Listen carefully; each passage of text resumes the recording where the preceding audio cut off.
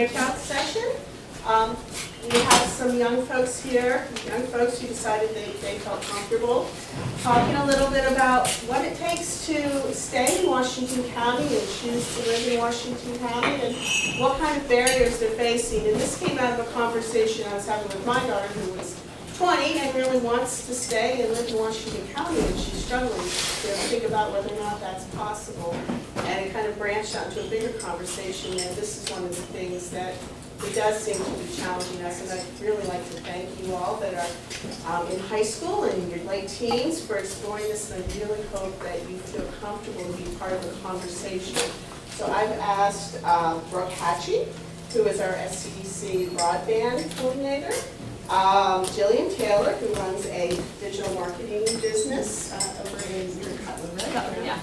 And Diana Ortiz Garcia from Mano and Mano, who is our migrant education program coordinator. They're all in their 20s, which is a rare thing to see around here, people living here and making a life here. So I'd ask them if they could talk a little bit about what helped them decide to be here, stay here, what kind of things are challenges, and what they think they need.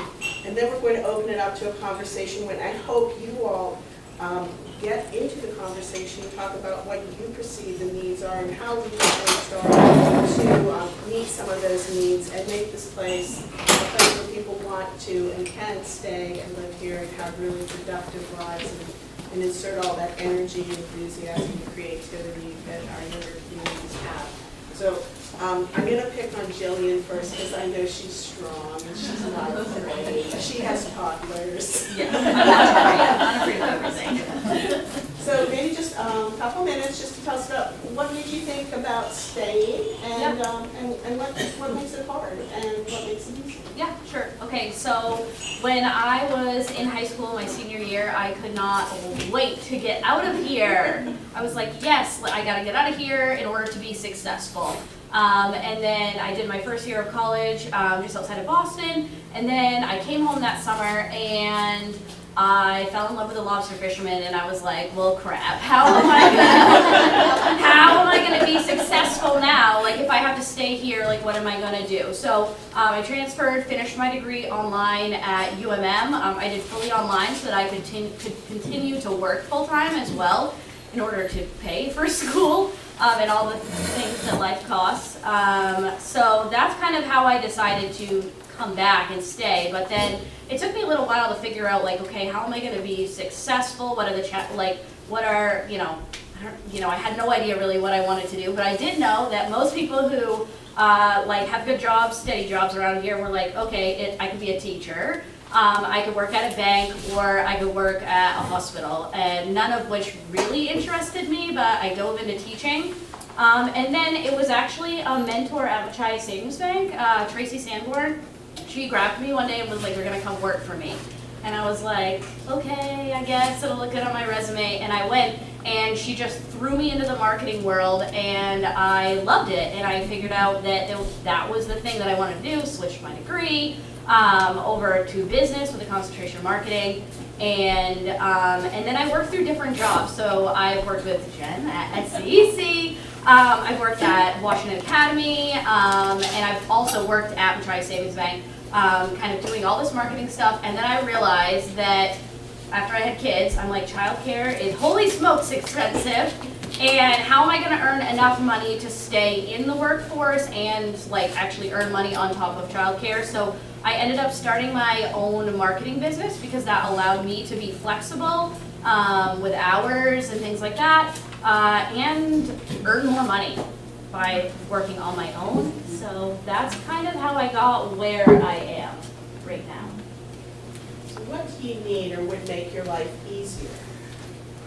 Better access to childcare, like quality childcare too. I never even attempted to try to get my kids into one of the daycares in town. Like, they were just all full, a ridiculously long wait list. So I really focused my efforts on trying to find like trusted individuals in my community that could take care of my kids, and that is a lot harder than one would think. So yeah, my whole life up until my kids are now in school really revolved around making sure I had the childcare that I had to have in order for me to get the work done that I needed to do on those days. And then you throw, like, no one tells you that your kids are gonna be sick for like 6 months out of the year too. And so you throw that in, like literally childcare and finding someone to watch my kids for me was my, like, it's the biggest issue that I had up until they became like school age. So definitely quality childcare. And then after school programs, like I have to cut my workday currently at 2:30. Like when the kids get off the bus, my work day has to end and I have to be the one to be there and get them off the bus. So right now I don't really have a solution for, like, because I still have clients calling me 3 o'clock. Everybody else is still working in the world, but I'm not, because I do not have an after-school program at my school. That's my biggest issue. I think you mentioned because your husband's efficient and his Yeah. schedule's really. Yeah, so there's a lot of days that like he could be there, but like I don't know that. I can't count on it. They could be longer out on the water. They could have a really short day. It could be raining one day. Like it's all like weather kind of dependent. So that doesn't help me at all. Thank you very much. Yeah. Who's feeling brave? I can go next. Fantastic, thank you so much. So, hello everyone, I'm Dayana, and I think something that has helped me stay here in Washington County has been my family. There's a lot of family that I have like around the country, but I'm definitely most close to the ones that are right here. And it's just something that I feel like just having them back me up in like my positions and like having someone I can trust be there is definitely something that I really need. So that's definitely something that's helped me. And also the opportunities that I've had here. When I was younger, I didn't think I'd imagine, like working here at Mono or like being in a small community area where I know a lot of the people already. So I already have these like relationships with a lot of people. So that's definitely helped me stay in this area. Also, I love like the outdoors.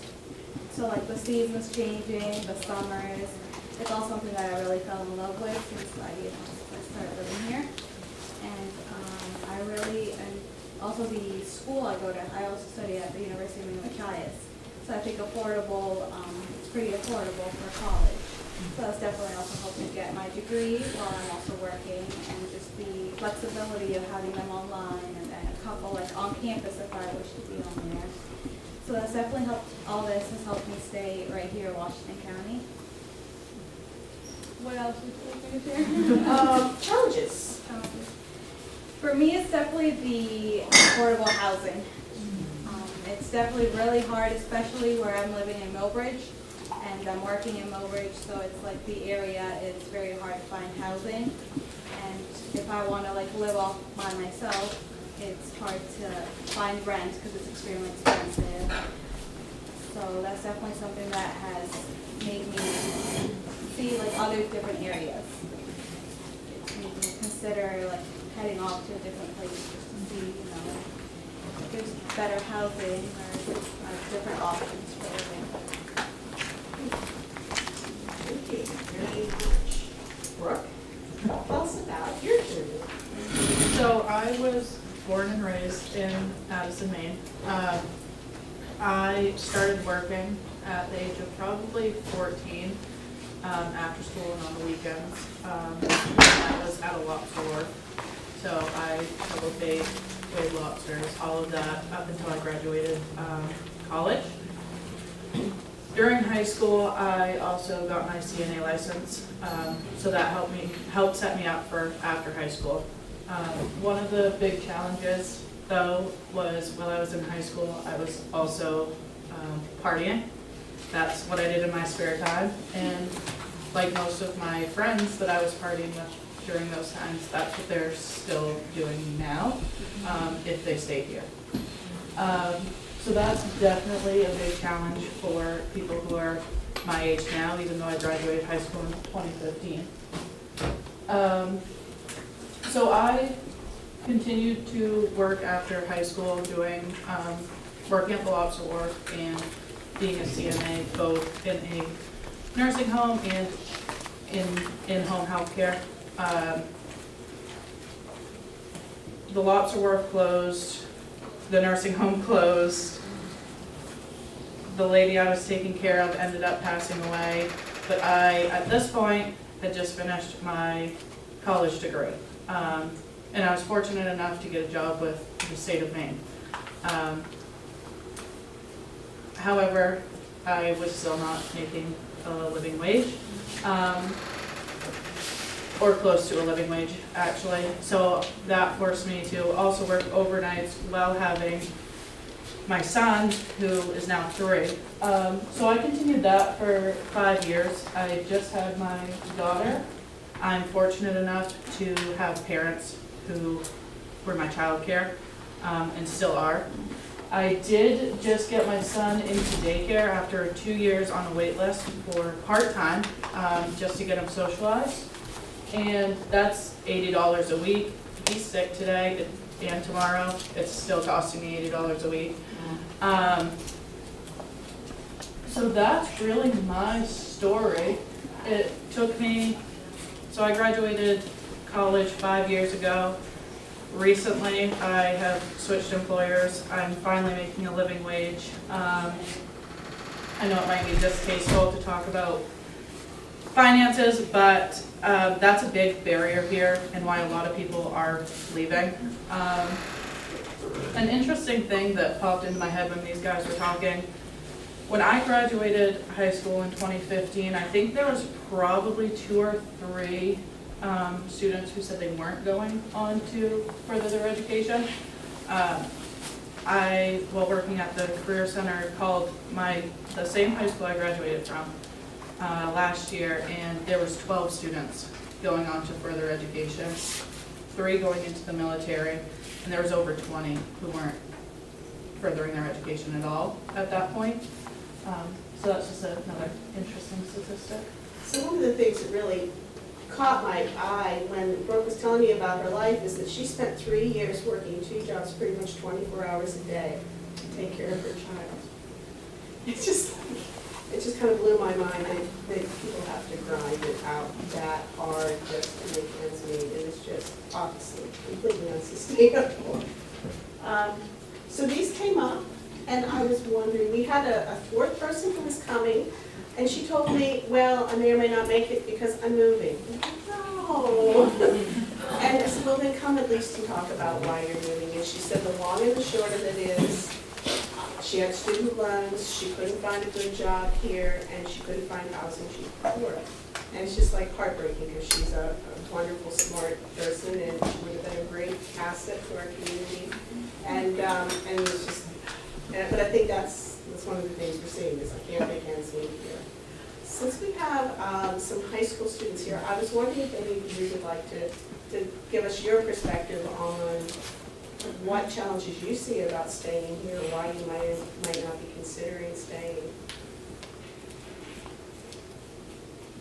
When my daughter was having these conversations when she's been out of high school 2 years, I was hearing a lot about community amenities, like opportunities to do stuff. Like one of the things that struck me about what Brooke said is like, what do you do on the weekend for fun?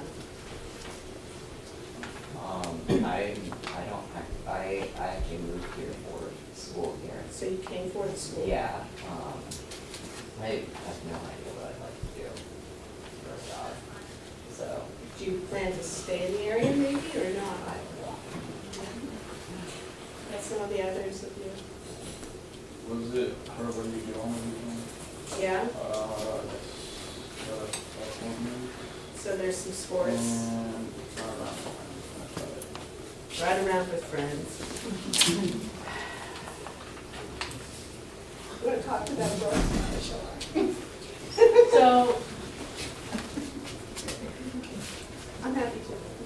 you could start this off. So I've heard a lot of ride around with friends and that a lot of stories that have wrapped up and then we rolled the truck on Barron's.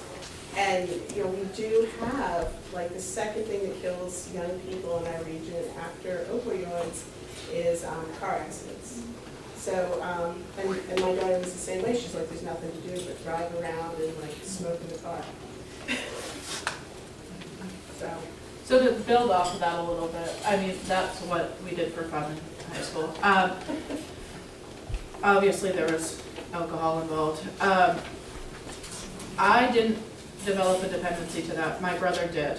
My brother was one of the ones who rolled his vehicle on the Barrens. He developed a strong dependency to alcohol, and there was not much for him for an outlet other than AA meetings, which worked great for some, not so much for others.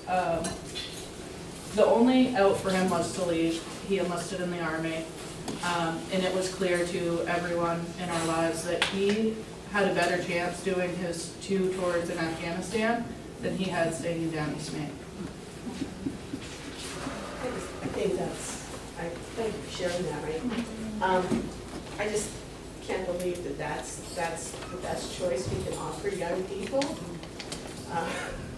So one of the things I wanted to ask you all, and you guys too, is what can we add to our community to make this place a place that supports you more and helps you want to stay and be able to stay?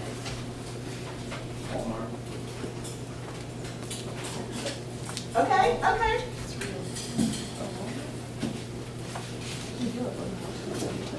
Yeah, we have one. You have to drive around to get there. You're driving around anyway. Yeah, hi. Thanks to the panelists for speaking. It brought up a couple of questions that I had, and maybe a response to this as the parents of young people, and particularly a young person that is ready to explore the world, thinking about like what are those innovative strategies to help create that excitement here in Washington County. As we think about technology and access to social media, right, like they're seeing all of these really exciting experiences or job opportunities that maybe they don't believe are possible here. And Jillian, like your story about like how you now have your own marketing company and you're your own boss and you have this flexible schedule and how that really fit for you. So love to think about like how can we create that here. And also, one of the things that we've heard directly from our teenage daughter is that connection to community. And I don't necessarily mean community of adults, community of peers. And we found in the Machias area, the Downeast Recovery Support Center has opened its doors to young people and created a space there for young people where they gather, they engage in leadership opportunities.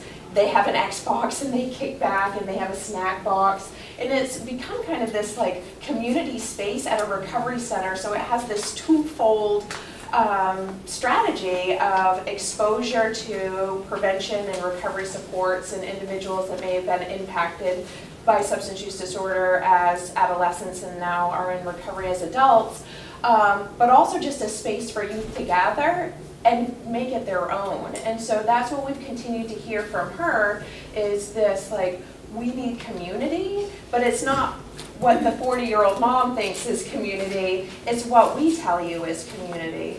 And so I'm not sure like how we continue to harness that and create more of those spaces or bring that forward. I've heard that from my daughter too. I mean, this generation is less church-oriented and they're actually less bar-oriented than possibly our generation was. So they want a community space where they can be together without us old fogies. And so where they can relax and enjoy each other's company. And that's one of the things I've been hearing that doesn't really exist. So I'm glad to hear that does exist. Is that available to kids that don't have substance use problems? Oh, yes, absolutely, yeah. I'm no, just curious because like you really want them to be in that peer network before.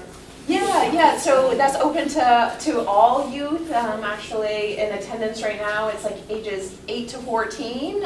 It's Fridays from 2:30 to 4:30 at the Downeast Recovery Support Center in Machias. It's the Maine Alliance for Addiction Recovery. It's their youth caucus. So they're actually engaged in leadership efforts. Many of them are part of the Maine Youth Action Network. And bring a lot of their youth strategies into their schools as well. But it's just a cool place to connect. I don't get to be there very often because they shoo me out, but they have a popcorn maker and a Xbox, and it's a good place to gather and be in community for young people. It's also something that the youth created themselves. Yes. It's not something that adults created. The youth saw a need or a want for something in their community, and they created that. And it took a little bit of work, but they made it happen. And it's a really wonderful place, and great things are happening out of that. I've heard that so much, just that. To build on that a little bit, I guess, I also feel like there was a stat in your presentation that was like only 44% of kids feel like they matter to their community. I also feel like that's because most of these communities, mine included, Cutler, right? It's run by a lot of the older people in town, a lot older than I am, and I'm much older than the teenagers, I feel like now. And they don't tend to reach out or try to, connect with the kids. So I was a selectman in my town for quite a few years, and one thing that I did was I knew, it's a small town again, like I know who the teenagers are in town, and I would call them up and be like, we need people to attend this meeting, and I want your input. And I would reach out to them and be like, I want you to come. And we were gifted some land in Cutler, and we were kind of trying to dream up like, what would the town want to do with this? What grants might we apply for? Things like that. We reached out to the young kids because it's not going to be my Grammy and Grampy, who are 80 and have all the time in the world to attend all these meetings, that is going to benefit from this land. It's going to be kids that are your age that would benefit from that land and what we can do with it. So actually just reaching out, like, because a lot of old people in my town will be like, well, those young kids, they don't want to do anything. But does anybody actually try to like engage them and be like, please come to the meeting, we will feed you snacks, and like also just then that brings them into like understanding how communities are run and built, and just policy within your little itty bitty community of 500 people, like, and how you can make changes there. Like, these kids don't even know how to do that. I didn't either, I just was interested in it, so I dove in, and I'm kind of brave, but there's kids that aren't that way, so reaching out to them, I feel like is helpful, and making them think about their future. Like, if you are gonna stay in Cutler and we have this piece of land, like, what do we wanna do with it? Like, what could be there? And like, just getting their ideas, I think is important too. Yeah, hi, John Spotty, Maine Seacoast Mission. We just have been doing listening sessions, and we did one in particular with kind of this demographic. And asked them what were some of the challenges they were experiencing. And in particular, we talked about leadership opportunities. And we're looking at communities where we've got aging leaders, right, who are ready to kind of give up the mantle, and then the younger generation, the interpretation was the younger generation doesn't want it. And they're not stepping in the way they used to. We asked the younger generation, is this true? And if it is true, what's different now? And they cited a couple of things. One is kind of what I think is the normal generational, like the older people want us to do it, but they want us to do it their way. And we are reluctant. But there's a new kind of consideration for leadership in general, I think, which is they're under the microscope, social media, people are so critical, so negative. Young people don't want to step into that space because it's become a kind of target area. I don't know if anybody else has that experience, but I thought that was really powerful and interesting. Elaine? Yeah, so the community, sorry, I'm her note taker. I'm desperately writing down everything you guys are saying. In the community I live in, there was, I reached out to an 11-year-old young man, and he attended the most boring task a municipality ever has to do, and that is writing a comprehensive plan. And you know who that young man is, don't you? Your nephew.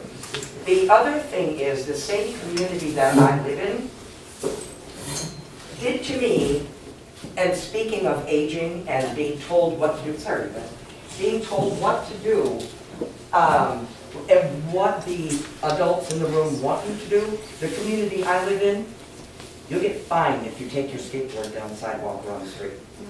Yep. You're not allowed to. There is no loitering on the front street.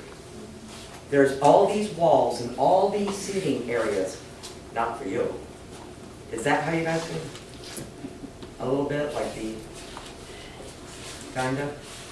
Yeah, we got pickleball like that, but no skateboard. But, right, so it's that, so that is, to me, a thing of what some of these, you as young adults might be facing as you look at, why should we get involved in this? Because you don't even want us in your downtown. And that community connection is then lost. Sorry to make it turn there. I know my daughter, when she started like hearing about the things that Sunrise does and how we want to add infrastructure and engage with the entire community, she told me both that she feels disenfranchised from community conversations, that nobody wants to hear from a little blonde girl who's 20, and second, that she's mad. She's really mad because she feels like she's locked out of that. But that anger kind of creates a lack of energy, then I'm not going to go because nobody's going to listen. And so just feeling locked out of the process. I have a question. Yeah. Knowing that a lot of employment in Washington County is small businesses, and knowing that young people have a lot of creativity and passion for what they're interested in, I'm curious what kind of services are available for young people who might want to start their own business in Washington County. So like, for example, in your story, and with like now your own marketing business, I'm curious about what kind of resources helped you launch your own business. And I'm also curious about like what kind of resources SCEC has, and maybe specifically for younger folks who want to launch their own business, or any other organization that can help young people create their own pathways that are exciting for them in this region. I feel like Jen's going to weigh in on that. Jen, you do a great job on this. Yeah, so for me, I am a very determined person, so I did it myself, but that is not obviously the case for most people. I'm a reader, I'm an investigator, like I will figure whatever out I need to, to know to get to the next level, things like that, but I realize that not most people are not like that. The Main Street Business Building is the perfect place for them to come. Right now, we're doing a Pathways program, which is through the community college. Am I saying that right? I think, right? It's But a anybody, collaboration right? between Washington County Community College and Main Street Business. Yeah. So anybody can join it though. You want to join it to get credit for it at the community college, you can, or you want to join a few sessions.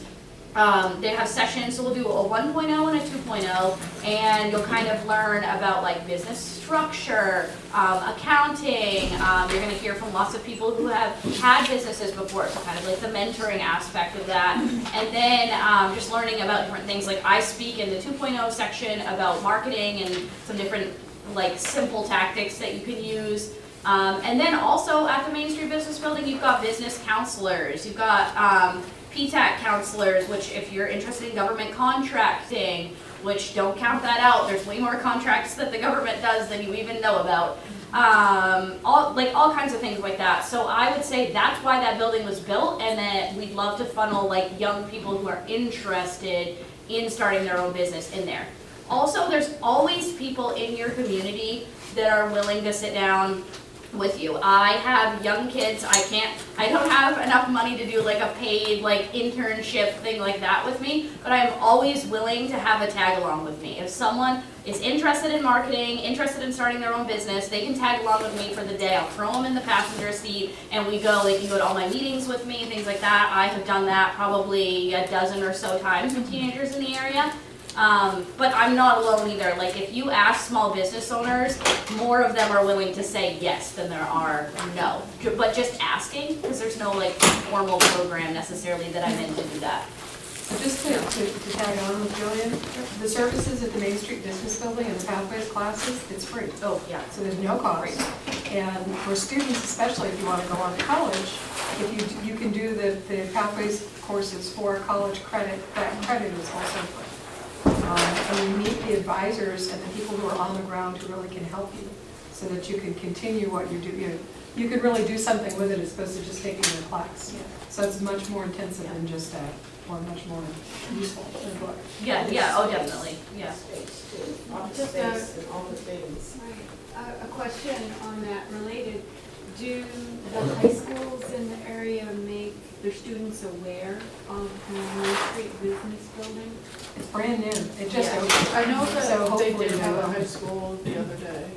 I would say ish right now, but that is the, like, the momentum is there and that's what is going to happen. Also, I've noticed though, that the local high schools are, teaching more classes that actually have to do with things that might interest a kid after school, not just like algebra and things like that. I teach a class at Machias High School, 1 period a day, I walk in, teach my class, walk out, that's it. And I teach digital marketing and I run the class just like it would be a marketing department for the school. And that's what we do. So just, you know, capturing images, making graphics, writing press releases, showing them how to use AI to do all of this, that's fun. I'm not trying to make it so they cheat, sorry to the teachers. But like all that stuff. So, and then I know WA does the same thing as well. They have like marketing classes and they're having all these other classes that weren't around when I was a teenager, which I think is important because I think maybe if I was exposed to some of this stuff when I was a teenager, I wouldn't have had to change my major 3 times to get to the spot that I am, you know? There was a young, Washington County Young Entrepreneurs Group that started out in the last year. So Lupe Soto and together with Lynette Pottle created the Washington County Young Entrepreneurs Showcase. And it was an event for youth who have their own business or business idea, who wanted professional feedback and marketing and ideas and, you know, ideas on how to grow them. And so they had a showcase in Dennisville. So they talked about their programs, they got professional guidance and marketing from Lupe and Lynette, and it says it's an annual event, so if they do it again, but they have a Facebook page, and so you can follow along or contact them on, if you guys are on Facebook or know somebody who's on Facebook. The other thing I just want to say, I thank you to the youth who have been to the panels who have shared today. I know it takes a lot, and especially as you're just like still figuring it out. Many of us still like are figuring it out, even if we are not the identified youth in the room. But I want to thank you for being here, and you guys were at our training the other day. Like, you all are sponges, and we appreciate so much when you speak up. And I just want to state out loud how important it is that we listen. And really hear, because when you get the courage to speak in front of a room of grown adults, which is uncomfortable for even a lot of us grown adults, it's really our job to not like yuck your yum. So what is fun for you, whether it's shopping and writing cards, and believe me, that was fun for me too. I did it, and I feel grateful that I didn't roll a car. But how do we listen to that and not yuck your yum and say, oh, I appreciate, as adults, we worry about you all, we want you to stay here, and we want you to be healthy, and we can't put our fear on you to say, don't do those things. We need to find ways to listen to what you're interested in and what's fun for you, and find healthy, safe opportunities for you guys to do those things. Follow on from that, I was at the mall with someone my age and my daughter, and he and I started talking about how fun it was to be at the mall when we were in the 90s, when malls like had a record store and movie theaters and Spencer's and all the things, and Annie's pretzels, and how like that was the Friday night of just roaming around the mall and meeting up with friends and talking, and a place where, you know, it wasn't wildly dangerous and there was fun and interesting things to do, and she just was listening to us talk and being because you're like, my teenagerhood was full of movies and going out to dinner and actually being able to go someplace or go bowling or go to dances, and here it's like, it's a 40-minute drive to get to anything like that. And, you know, so that's really a hard thing. It's so hard us there, but yeah, driving around, which is fun, but, you know, there used to be a lot of other choices available to people. Sorry. I'm just thinking, Julie, kind of building off of what you had said, around just reframing. You know, we often look at a lot of the challenges that we're up against, just that, or saying like, what are the challenges? And then what happens is we shift our brain to all the things that don't work. And if there's an opportunity for us just to say like, or ask the question like, what is working? And how do we build off of that? And that's where that listening it comes from. And I always love how you say, don't think you're young, you're young. You know, and I think about how many times I've heard my kids say, I want to be a YouTuber. And how many times that I dismiss that. Like, no, you never. And how do I reframe that to say, what would that take? What would that look like? Communications, marketing, graphic design. What it would take. Like, what would that take? And when I started to shift and say, okay, Abby, it's not about what your vision of what a career or what their need is, and I listened and just asked those questions, all of a sudden the conversation just got a lot deeper. Yeah. And to say like, oh, yeah, there's some great opportunities for that at SCEC or the Career Center or the Recovery Center. Yeah, there's so much here. There are the family connections and the support that help with the housing and the childcare and the mentoring that help people get connected and move into their careers. And one of the things I see as a real opportunity here is that because we have such a shortage of skilled workers, people are really willing to take a risk on a person who doesn't have a lot of experience, and they can get a lot of experience very quickly and move up, which is really just stunningly awesome for our community. But there was a lady there, I don't know how she. Yeah, I also want to follow up with Julie because she talked about listening, and I realize that we're doing a lot of talking, and I would love to hear what the most important things are for you, students. This is a safe place to be able to tell us what's going on. And it doesn't have to be about business or careers or school. I mean, what's going on in your lives that are the most important things for you right now? I like have connections with friends and family because sometimes like having a community that you can like or people to talk to is really important to have friends.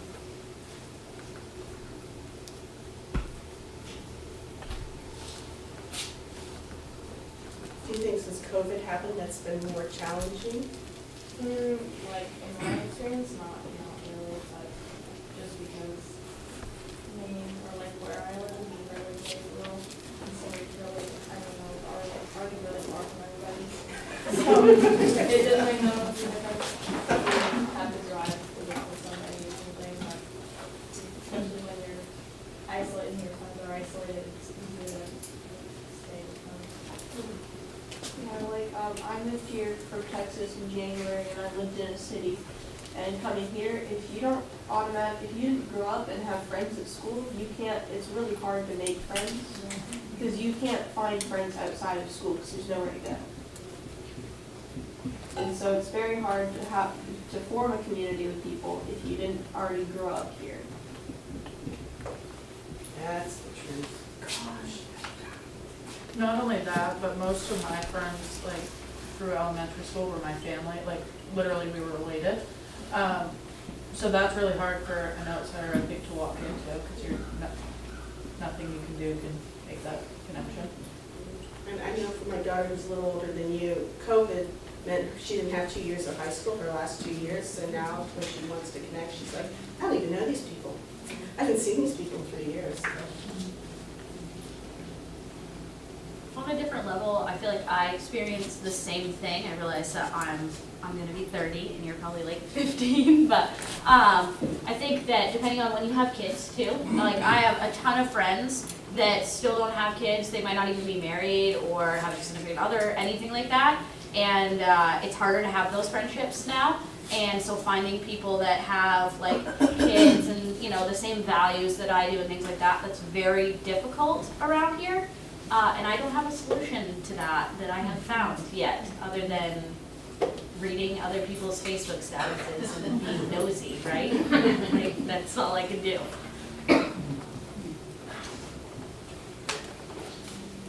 So am I hearing that the from away is continuing to another generation then?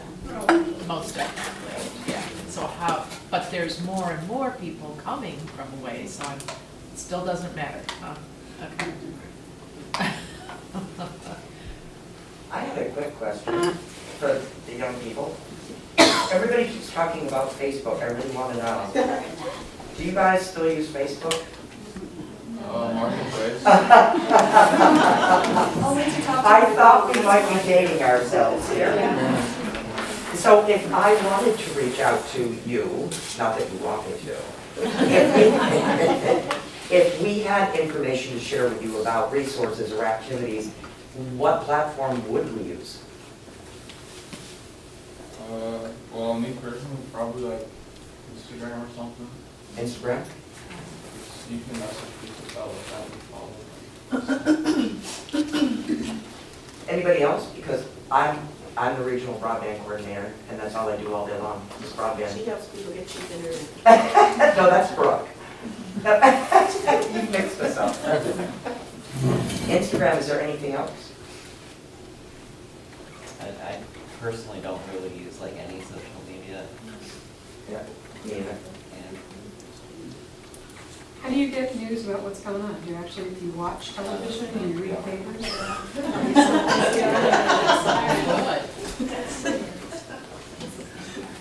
Seems to me that that's probably a message of still like a diversity of ways of outreaching. Absolutely. And perhaps not to assume that anybody of any generation is receiving message like or information wholesale from one outlet. And if any of us are doing programming or have resources where we want to reach certain age groups, we still do have to probably leverage every way of doing that in this area. So we'll get Elaine on TikTok. I will say though, statistically speaking though, in rural areas, Facebook is still the really dominant way to get out any of your messaging, even though these really, really youngins might not like completely be on there. You know, wait until they graduate and they are looking for resources and then they figure out that those are on Facebook. Pretty soon they'll all have Facebook accounts too. Just like, and it's not just Washington County too, like around the country, rural areas are using Facebook to stay connected. Like, did anybody like watch the emu thing go on? Right? Like that all went on Facebook, and it's kind of how like, we don't, you know, necessarily have a community like meeting spot that we would all see each other, like people from Calais to here, that. Facebook is that platform for us still. So if you're looking for a spot to get out news, it would be Facebook still. And LinkedIn too, right, for jobs? A little bit, but ask how many of them have LinkedIn. Well, high schools are starting to like have you set one Zero. up. 41, I don't think. 0, yeah. You don't have it. Yeah, not in rural areas. So like for my client, one of my clients who's bigger, they are only use LinkedIn marketing for really their Portland and Bangor outlets. And any you know, up north, down east, like forget it. It's not worth it. There's no one there that's on. Yeah. Here? I live and work 2 hours north. I haven't seen a young person in about 10 years. I kind of wonder if you existed. This is all we have, I'm sorry. So I'm really pleased that you guys are here. So I just want to say a little bit, and I really would like an answer from you folks. I'm a former high school teacher, so I feel like I'm in your first period of class and you guys are just like waking up. So I really hope that you will respond to this question. So, for people 55, 60 or older, which there are a number in this room, I think it's fair to say, and speaking from a white male perspective, my purpose in life was to go to school, work my butt off, postpone all gratification, get a job, work, find a partner, have kids, work, postpone gratification, kind of ignore the kids because I got to build my badass career.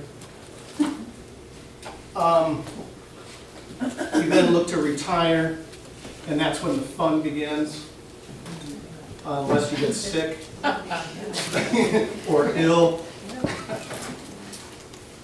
So my purpose and the purpose of a lot of us, of our generation, could be very, very different from yours. And by the way, I hope it will be. In a bad way. So, you know, you're here looking at all these kind of graying, balding people. We were once your age. Trust me. It'll happen to you. You too will age. So here's my question. What defines success for you? Because we're kind of talking about jobs, but I don't think that's where you're, and I like what you said. You had no clue. And I think that's a wonderful answer. I admire it. Space for exploring. So here's the question. What defines success for you? Get money and get money quickly. I hope each of you will say something. I mean, like I said, I don't know what I want to do, so having a stable career isn't necessarily a thing I need to have. I don't want to have to struggle, obviously. But if I end up bouncing between jobs that are having a steady career at once, I'm if I can maintain social connections, I can live a lifestyle I enjoy. You're doing fine. Yeah. That is the idea. Super helpful, because the people in this room we have to work to design those programs so that you can have them. So unless we hear from you, we don't know what we're doing. I really want there to be space for you all to say what you need so that we can help that happen. Because what's good for you all and what gives you all fulfillment and a sense of safety and security so you can be and develop is good for the whole community. And that's really what brings us here to do what we're doing. So, you got to go to the town meetings. God help you. I know it's boring. It's boring for us too. But to take a leadership role, because your voices are incredibly important. I want to thank you all for being here. We're out of time, and I hope that this encourages more conversations, and I hope you guys reach out and step forward a little bit and say what you think and tell people what you need and tell people you're angry and start helping things be better and be a place that supports you and makes this place a lovely place to live, because it is. There's a lot of good stuff going on here we've talked about. And right, these are opportunities, right? If you want to become a builder, or you want to run a child care facility, these are things that our community needs, obviously, and we're going to keep doing. Thank you all so much. It's been lovely.